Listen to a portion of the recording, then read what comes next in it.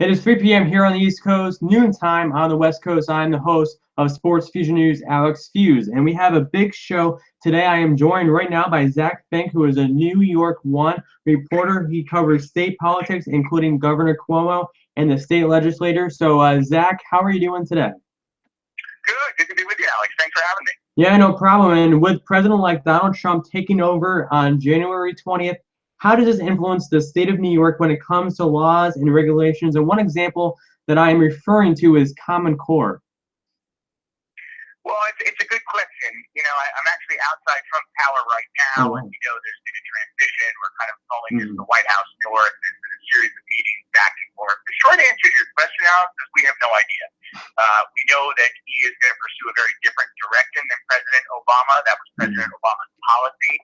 We do know that he's made all kinds of promises about repealing, for example, the Affordable Care Act, popularly known as Obamacare. So my assumption would be, just asking my opinion, and I don't know this for a fact, that he would make some radical changes on education as well and putting something like Common Core into question. But we don't really know that yet. He's not yet the president. He's only the president-elect, and that remains to be seen. Donald Trump is also famously known for saying things and doing others. So, we have to remember the source here. Yes, and you just mentioned that you were outside Trump Tower as we speak, and one announcement that Trump made this morning, that he picked his Secretary of State, who is Rex Tillerson, and Rex is the CEO of ExxonMobil and has many relations outside the U.S. He also won an award with Vladimir Putin a few years back. I believe it was a Friendship Award. Am I right? I'm not sure about the reward. I know a little bit about Tillerson. You're getting some blowback on both sides about the appointment. Yes, after much deliberation, a couple high-profile figures were up for that job. Mitt Romney, the Republican nominee in 2012, former New York City mayor, which was of great interest to us. Rudy Giuliani was also apparently in consideration. Tillerson's a very interesting pick for a lot of reasons. He's already under attack from environmentalists and others who feel as though they're very concerned about oil companies having not just a seat at the table, but perhaps driving the ship, at a time when people are trying to, change our energy policy fundamentally to go to more renewable oil. Certainly ExxonMobil, while they have a program in that, they haven't exactly been a leader on it, according to environmentalists. Yet there are others who say that someone like Tillerson is, refreshing. He's not a government person. He's a business person. He's outside. Trump promised to revamp government and bring in people from the outside, and that appears to be what he is doing. Yeah, and he's he's not a politician. And I, was hoping, I'm not trying to be biased here, but I was surprised by his pick with Rex Tillerson. I was kind of hoping for a Mitt Romney type that he would pick, or and Rudy Giuliani.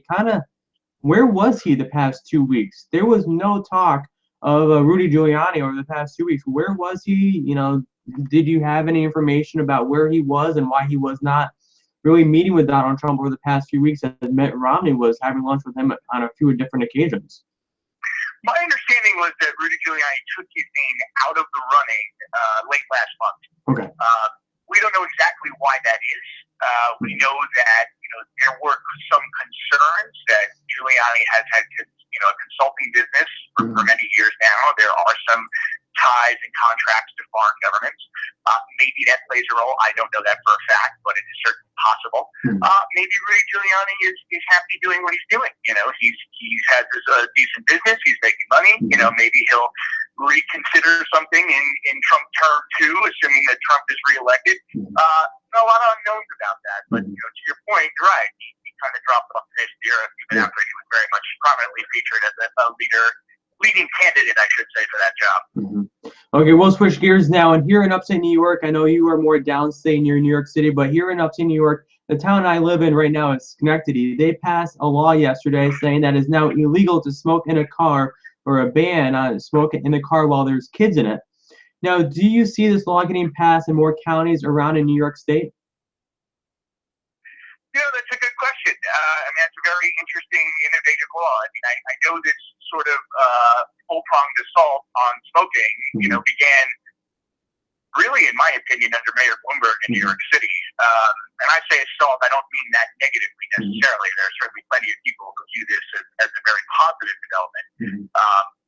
there are studies now indicating that secondhand smoke is harmful. It's not as harmful as smoking yourself, but it is harmful, to those around you, particularly in a closed space. I should probably worry because I grew up in a house with smokers, but that's my issue personally.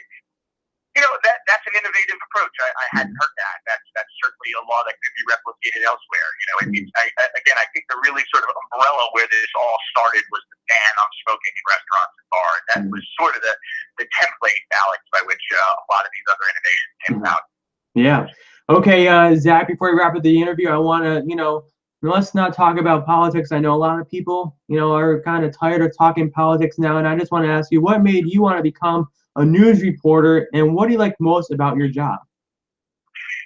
I wanted to be a reporter for a long time, ever since I was younger. And I think when I really started to get into journalism, I went to Skidmore College, actually right near you in Saratoga Springs. And they had a TV station there. I wrote for the school newspaper. I did a news show.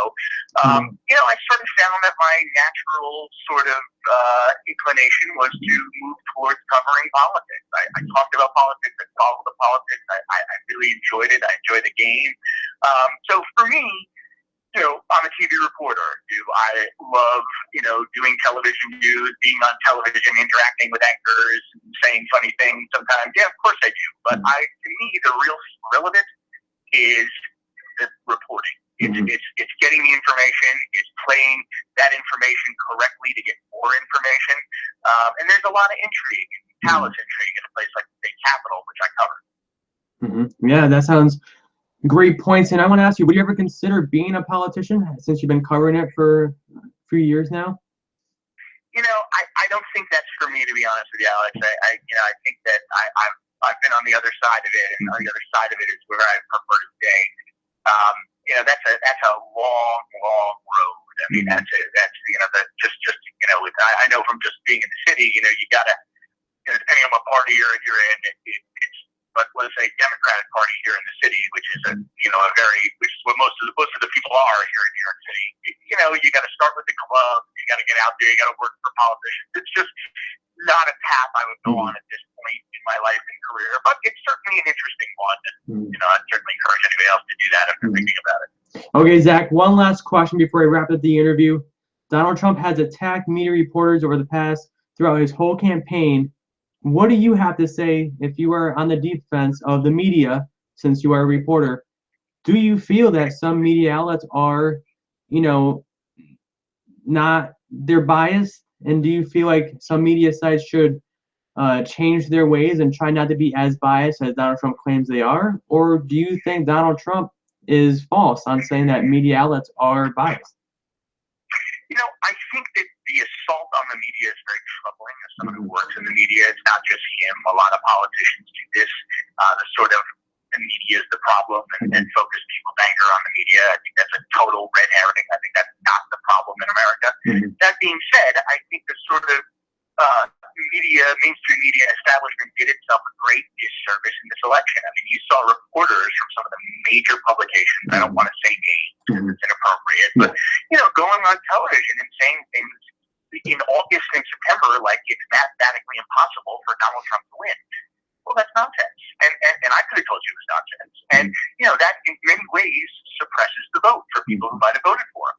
So I think that, the mainstream media, the lefty media, so-called, that Trump has labeled them, I think he makes a very valid point. And I think that there's been a lot of discredit to the sort of lefty establishment in this country, which includes some of the most mainstream publications and television channels.